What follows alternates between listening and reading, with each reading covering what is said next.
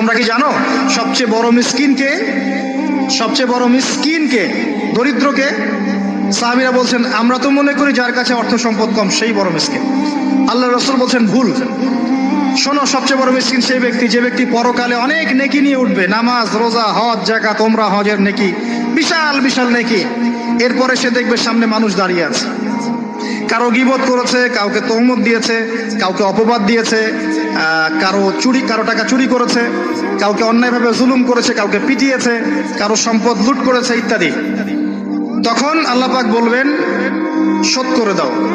কিভাবে শোধ করা হবে? ফেরেশতারা জিজ্ঞাসা করবেন, আল্লাহর পক্ষ থেকে হুকুম আসবে এই ব্যক্তির নেকিগুলোকে ওদের আমল নামে কনভার্ট করো, ওই শেয়ার ইট পাস করে দাও।